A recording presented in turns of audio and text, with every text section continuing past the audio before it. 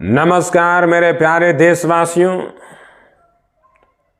कल मैंने 1 जनवरी को 2025 की शुभारंभ के शुभ अवसर पे आप लोगों को मैंने कहा था कि एक नई स्किल पे काम करके नए विश्व के लिए अपने जीवन को उस सपने के पीछे दौड़ाएं जिससे फोकस होकर के एक लक्ष्य को आप पूरा करें। मुझे उम्मीद है कि आप इस दिशा में आगे बढ़ रहे होंगे। जनवरी के दूसरे दिन यानी 2 जनवरी 2025 को फिर से आप लोगों को 9 वर्ष की हार्दिक शुभकामनाएं देता हूं एवं इस वीडियो की शुरुआत करता हूं। प्यारे देशवासियों, आज मन की बात में आप लोगों को यह बताना चाहता हूं कि हमारे से मिलने के लिए प्यारे दिलजीत दोसांझ जी आए हुए हैं। इनसे मिलकर के मुझे बहुत अच्छा लगा। ये एकलौते ऐसे व्यक्ति हैं जिन्होंने संगीत की दुनिया में विश्व स्तर पे भारत का नाम रोशन किया है।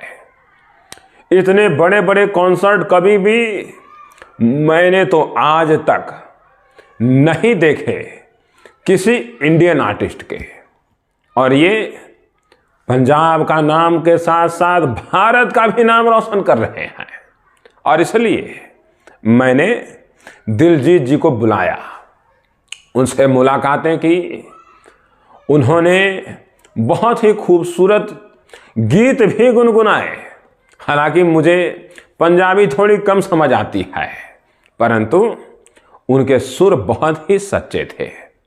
और इस सच्चे सुर को देखते हुए मैंने भी थोड़ा बहुत टेबल पर ही सही पर तबला बजाना जरूरी समझा। और इसलिए मैं दिलजीत जी को और असीम सफलताएं पाएं ऐसी कामना करता हूं। प्यारे देशवासियों, जिस प्रकार से उन्होंने इंडियन कल्चर को भी बढ़ावा दिया है, बड़े बड़े कॉन्सर्ट में जिस प्रकार से उन्होंने योगा के बारे में बात किया, खुद के साथ टाइम स्पेंड करने के लिए युवाओं को प्रेरणा देने की बात की। प्यारे देशवासियों, मुझे लगता है कि यह यूथ के लिए बहुत ही बड़ा संदेश है। मैं दिलजीत जी को, जैसा कि उनका नाम ही है, जब उन्होंने पीएम आवास में अपने कदम रखे, उनसे मिलने के बाद मैंने खुद ही ये बात कही कि जिस प्रकार का आपका नाम है ठीक उसी प्रकार का आपका काम भी है। प्यारे देशवासियों, दिलजीत का मतलब ही होता है दिल को जीतने वाला। और जैसा कि उनके स्वभाव में भी ऐसी सुंदरता झलकती है। मित्रों, मुझे लगता है कि इस प्रकार के इन्फ्लुएंसेस हमारे भारत के युवाओं को एक सही दिशा दिखाने का, एक सही राह पर लाने का एक बहुत ही बड़े हमारे प्रेरणा के स्रोत बनेंगे। दिलजीत जी ने मुझे बताया कि कई कॉन्सर्ट्स में बहुत ही कंजस्टेड जगह होने की वजह से उन्हें काफी दिक्कतों का सामना करना पड़ा है, और उनके साथ साथ जो उसमें ऑडियंस आती है उनका भी बहुत तकलीफ से उनके शो को एंजॉय करने का अवसर मिलता है। शो की टिकटें भी ब्लैक होती हैं।